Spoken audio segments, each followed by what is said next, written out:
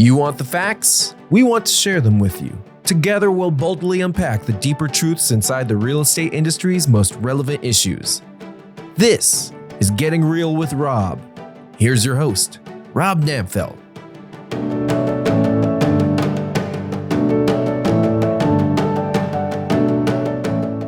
Hello, and welcome to Getting Real with Rob, where today's special guest is Douglas Welton, the chair of the Charlotte-Mecklenburg Planning Commission and chief product officer at Einstein's Legacy. Douglas, welcome. Welcome to me too. Thanks, Rob.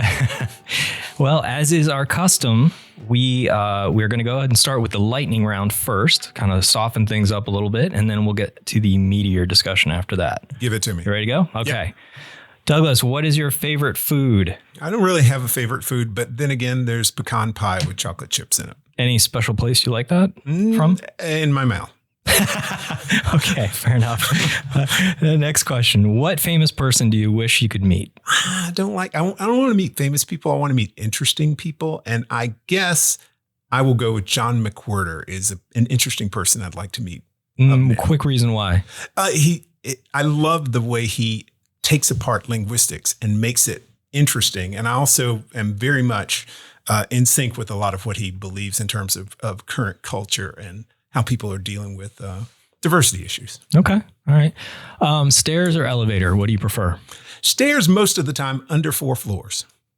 Okay. That's an interesting cutoff. Any reason for that? Just winded after 4? Pooped. Totally. Okay. Do you like music really loud and blasting, or do you prefer it in a quiet when you're working in a room? Generally quiet at the right volume. Too loud is bad. Too soft, you're going like, hey, I can't hear this. So you got to get just the right volume for me. Any particular genre or artist that's your favorite? Or among top 10? No, man, I worked in radio for a long time. So I literally have thousands of records that have gone into my head. People I like right now, there's a band from Canada called Wild Rivers that I particularly appreciate. Irish artist Dermot Kennedy. Those are people that I've been listening to a lot lately. Okay. Now, are you a movie buff or do you prefer documentaries? I will go with movies on independent film, although I find a lot of YouTube videos very interesting, and they're much shorter. So you can, like the B1M is this great video about building stuff, but it's like 7 minutes long. That's not a movie or a documentary. Okay. Yeah. My 6-year-old likes to watch that one where they squish stuff on the pavement with the car tire. Have you seen that one? No. Your 6-year-old is obviously more mature than I am. Okay. We might get into that if we have time. All right. Let's get into the tough stuff. Let's talk a little bit about your professional life, and then we'll talk a little about planning commission. Okay. So what's the genesis? This is going to be a couple part question. Okay. So hear me out. What's the genesis for the naming of your company, Einstein's Legacy? And politics and policy are a pretty interesting arena for somebody who deals in software development and integration.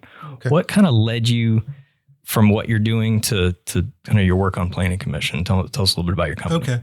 Einstein's Legacy was the name of a book that came out. Scientific American published it in the 70s. And I always liked that title. And so when it came time to put Einstein's Legacy, the first time I rolled it up, which was in the 90s, I used the title. And this is the name of the company technically is Einstein's Legacy V2.0. And so this was the second Einstein's Legacy that I stood up probably in 2003, I think was when we stood that company up.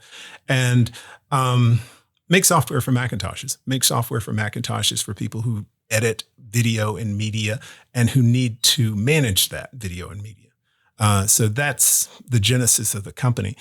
I went to Clemson. I have a computer science degree. I was 14. I was in the bathroom on a Friday. I decided I was going to program computers for the rest of my life. When you were 14? When I was 14. Wow. Okay. So, a lot of people don't make the decision. I made the decision. And in the era, it was a good decision. And I've never regretted that or wanted to do anything else. Now, when I talk about being a computer scientist, I talk about making machines that have no physical parts. And that's all software is.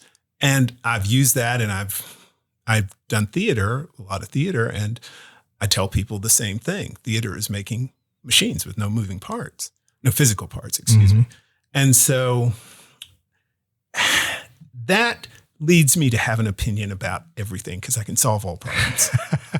Okay. All right. It's pretty straightforward. How this all got related to policy and the Planning Commission is that in general, I have an opinion about everything. My neighborhood has things that they have to have opinions about. And so I got involved with my neighborhood and eventually became the president of the Neighborhood Association of Madison Park and did that for a number of years. And during that time, we had a number of rezonings that were filed in our neighborhood. And I was out and about, usually the only neighborhood person out there saying, hey, but what if you do this? And that gave me some visibility in terms of the community. And so John Friday was the chairman of the Planning Commission at that time. And John asked me if I was interested. He asked for some names and mine came up. He asked me if I was interested in doing it. And so I thought, yeah, this is good because I can have some kind of positive impact on how the city unfolds. Okay. And John Friday, he's from Dilworth, right? John Friday lives in Dilworth. Okay. Right across the street from us, kind of. Yeah, kind of, sort of. So on your About Me page, and I'm going to read this so I get this right. It says, when we walk on the edge of all the light we have and take a step into the darkness of the unknown, we must believe that one of two things will happen. There will be something solid for us to stand on, or we will be taught to fly. Can you expand on this a little bit?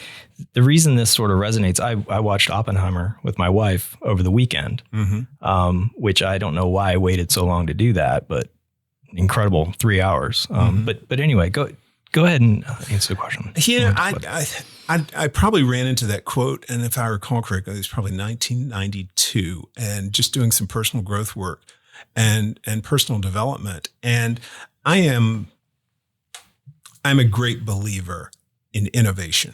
I'm a great believer in that wherever we are now, we can go to wherever we want to be, but we have to push beyond the boundaries of the things that we believe. And so sometimes there are places where we get to, it's like, we don't know what's next. Not in life, in business, whatever. We just don't know what's next. The thing we do know is that there can be a next.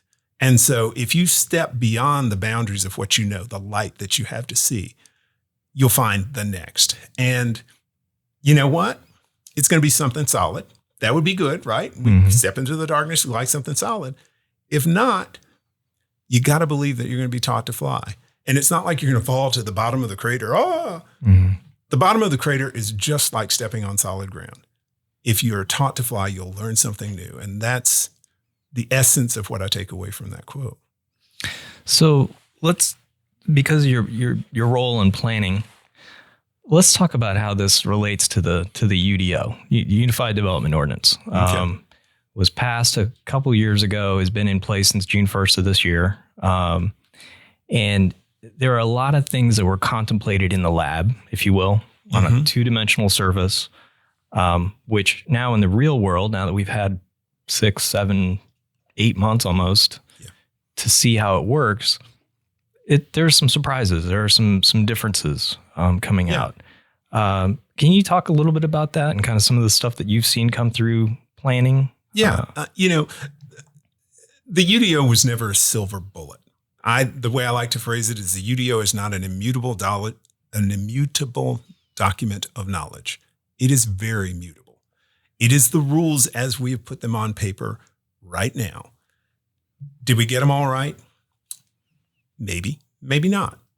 Will they be tested over time? Yes, they will be. I invite anybody that's out there using the rules to push them as hard as they possibly can push them, to find out where the limits are. In terms of being creative? To be creative, to innovate, to break the thing if they can. Because in breaking it, we'll find what works well. The things that work well are easy to identify. It's like everybody has smiles on their faces when they come into the development office. If it's something that really works well, when you get people that have a little bit of a tight sphincter because you bring up a subject, then that's the part that we need to change. And we need to see if that works. And if everybody plays it safe in doing their development here in Charlotte, we're going to get exactly what we've always had. And there's something about doing the same thing over and over again and expecting different results. Mm-hmm. The insanity. Yeah. Mm-hmm. And so I don't want that. I want everybody to test the edges of this thing and see what's out there and see what's possible.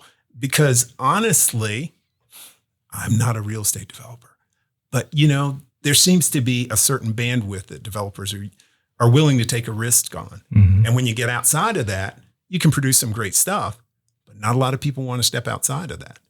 And when those people step outside that, we'll get better stuff for this city. So what do we do to, because I agree with you. I think I love the idea of innovation. One of our recent guests, Jason Sane, was talking about how he lives and breathes innovation and wants to tie it into kind of what he does when in budget writing for the state. What do we do to get some of one of the biggest challenges is existing neighborhood groups. And when you invoke some sort of change that's adjacent or nearby, people freak out. And Yes, and that pushes city council to make decisions that aren't always in the best interest of the long run. Do you have any ideas on how to sort of bridge that gap, that public-private gap? In terms of understanding, he's smiling, listeners. He's smiling because it's like we can't beam them up to another planet, can we? We can't shame them by saying, character is just code for NIMBY. Uh-huh. We can't say those things, but other people do. It becomes one of the things I'm doing with the Planning Commission this year is I'm going out to neighborhoods. I'm talking to everybody I can possibly talk to. And if anybody wants to talk to me and they hear this podcast, call me, drop me an email, whatever. I'll come talk to your neighborhood. But I'm going out because people oftentimes have a reaction and want to maintain their charm because something's coming in, their hair's on fire, but they don't know what's coming in. They just are against something that's new. As I've gone out and talked to neighborhoods, last week I was talking to the folks down at Steel Creek, and I told them very clearly, you know what? I want you all to understand this process before you see the yellow sign with the blue Z on it. Because if you understand the process, you're less likely to just have whoa, I don't want to do this crap reaction. Mm-hmm. And by having more information out there in the public, and I wish we could all go out and give everybody a class on how to be a good citizen. The death of citizenship in America is not something that I'm introducing as a brand new idea. It's just what it is. And we have people that, yes, it's like, I just don't want it. That's not a reaction that's valid. As the zoning committee chair, what we do in that zoning committee is we've got to have valid reasons for believing one way or another about a zoning. And we have to be able to do that consistently on a month-to-month basis and to do it, the same way so that, one part of town is not treated any different than the other. A set of entitlements is a set of entitlements no matter where it is. So. Well, what kind of role then? I know staff has a role, but as you as chair and other members of the board and the commission, what role can you play in sort of arming the elected officials with some guts, I guess, to push back when things are maybe seem difficult to the neighbors at the time, but they just don't understand that big picture? Are there any solutions to that? One of the things that we tried this year, and I've said this since I took over the chair seat in July, I wanted the Planning Commission to have a greater influence on the council members, on the neighborhoods, and on the staff. And so one of the things that we did just last week was we worked with the Urban Land Institute to do their urban plan for public officials workshop. And we did that. And I invited everybody on city council to come, everybody on county commission to come, everybody on the school board to come, because all three of those organizations appoint people to the Planning Commission. And what I wanted was to have all those people in the same room so you can see the trade-offs that go into development. That's a great idea. I'm very, very pleased in how it worked out. I'm very thankful to the folks at ULI. I'm very thankful to the planning commissioners that came. We had 2 city council people. We had 2 county commissioners. I won't point a finger at school board, but let's just say their number was 0. And therein lies the rub, because everybody's in their silo. And until all those folks get together and understand that if the school board sells a school, the county approves the sale of that school, and the city council does not approve the rezoning, that the money that the county or that the school board would have received to do things with in an unrestricted way never arrives. They're silos. Let's knock them down. Mm-hmm. And until people stand up and say, whoa, let's do this, business as usual. In terms of others that you're serving with in planning, I know that there have been some new additions in the last couple of years. Can you tell us a little bit about some of their background, some of their strengths, maybe that they bring that's new? We have wonderful folks on the commission in terms of working with subject matter experts, and there's great depth there. For instance, Commissioner Will Russell, who is works as a construction manager for affordable housing. Mm-hmm. So we can talk about that, and Will can bring the visibility of constraints that happen there. We have folks that work in commercial real estate and real estate development, like Andrew Blumenthal and Aaron Shaw. Mm-hmm. And they bring that perspective of, well, let's build a big old something, or let's sell a big old something. We have community neighborhood kind of folks that are community oriented, like Melissa Gaston and RJ Harvey, who help us keep our finger on the pulse of what the neighborhoods have to say and the value of what the neighborhoods have to say. We have we have residential real estate folks like Shauna Neely and Teresa McDonald, Mm-hmm. both providing that basic notion of we're selling houses. Okay. People want to buy things. The market's tight. We understand that. We have folks like Commissioner Lansdale, who is the executive director of Bike Walk, North Carolina. So let's take a look at what pedestrian safety or multimodal transit is all about. And I'm hoping I'm not leaving out anybody. That was always the risk, wasn't it? All is good. I was like, man, he's ticking them off really well. I will go back to, there are a couple that I forgot. Commissioner Winokur. Rick is a criminal defense lawyer. And I always say, if you allegedly commit murder, Rick will be the person you need to call because it's alleged. We also have, isn't it always? It's alleged until, we have Commissioner Clayton Seeley, and Clayton runs CLT Development, the media that's behind that. And anybody that's on Twitter, Instagram. Or X. Yeah. Oh, sorry. That's okay. Formerly known as Twitter. It's an unpronounceable symbol now. I know. Formerly known as Twitter. Yeah. Anyway. Like the Prince thing. Yeah. Clayton is, he has more energy than God, and he's out there somewhere looking at some plans. All the time. Yeah. And, I've got to give him credit for that, because that's a wonderful addition to Charlotte as a community, having him there and poking and prodding. And so I think I wiped out everybody there. Yeah, sure I think that's pretty. Yeah, I think you're pretty solid on that. Yeah, I mean, they're all subject matter experts that provide lots of wonderful subject matter expertise, and they're passionate. When we started the zoning committee this year, we got everybody kind of up to speed. Here are the things you need to consider, here you don't. We had the first meeting. We had technical difficulties, but we had to change rooms, and we go upstairs, and I look over, and Becca has a spreadsheet with all of her questions and all of her issues with each of the planning, the petitions that are in front of us. And I'm like, you all prepared for this. This is great. And everybody asks great questions and digs deep. So, we're not just sitting there playing rubber stamp. We're going to dig. And so I could be no more proud of anything than this planning commission is a wonderful set of people to work with. That's great. That's solid. Well, you love innovation. You know your commission well. You know where you've been and kind of where you want to go. What so far has been your biggest aha moment in all this, maybe say in the last 10 to 15 years? The other part of me, I found out last couple of weekends ago that I may be an accelerationist.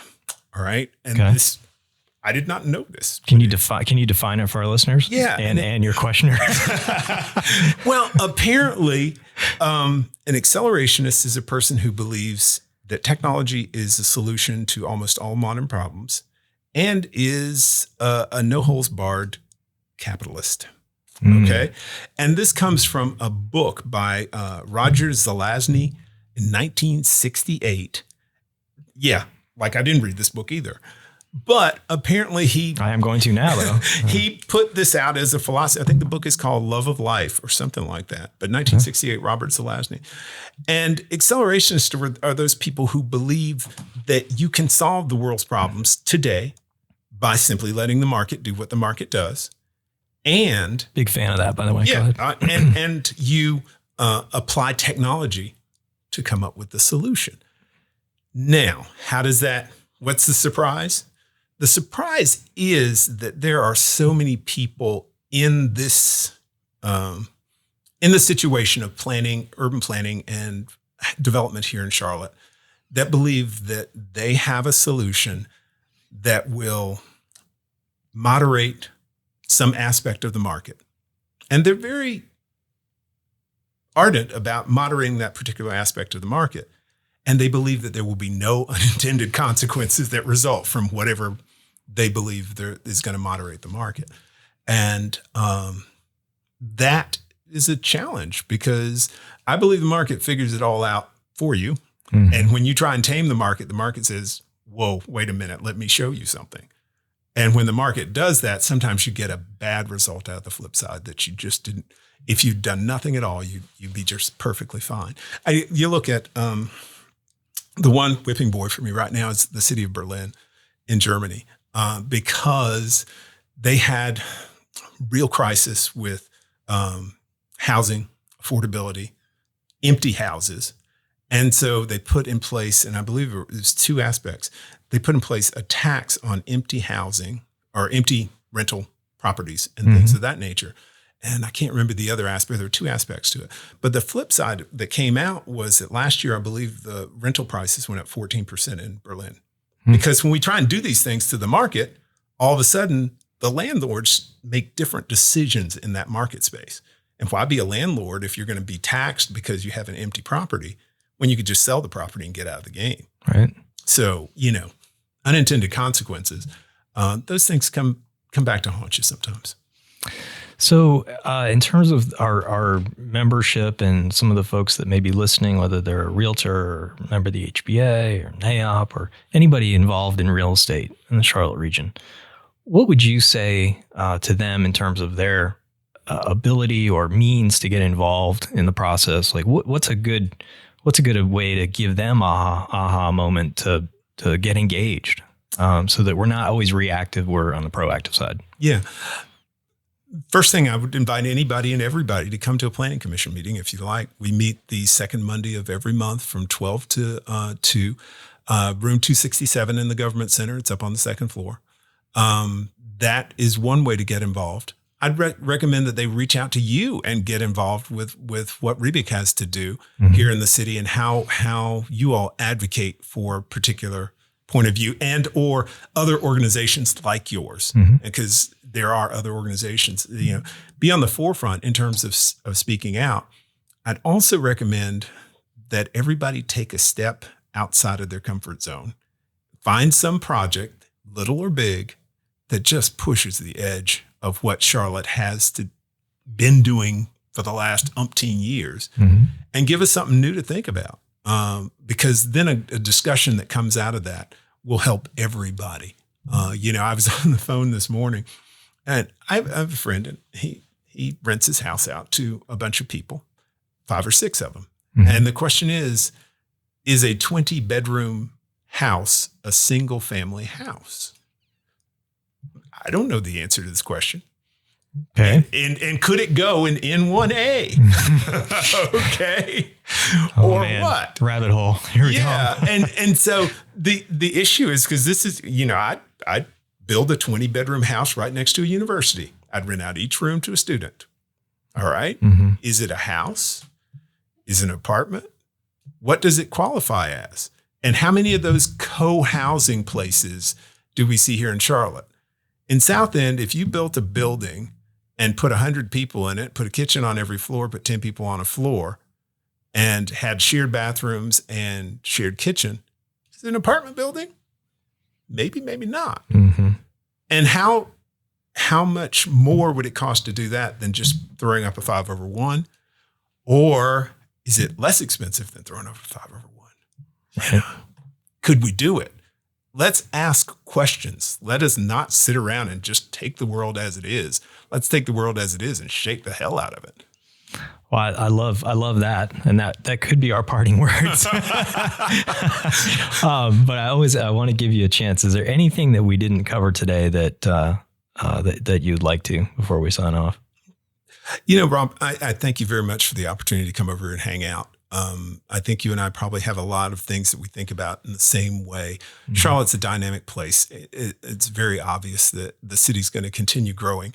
It's a question of how do we grow? And where's the vision for how we grow? And that may be a question mark that we need to fill in. We have a plan, but nobody remembers Martin Luther King's "I have a plan" speech. They remember "I have a dream" speech. And so we need somebody to say, here's a vision of what I see Charlotte being. And maybe I'm working on something like that, but I hope other people are too. Well, we'll leave it at that. Douglas, thank you so much for your time today. Thank you, Rob. And thank you for getting real with Rob. Thanks.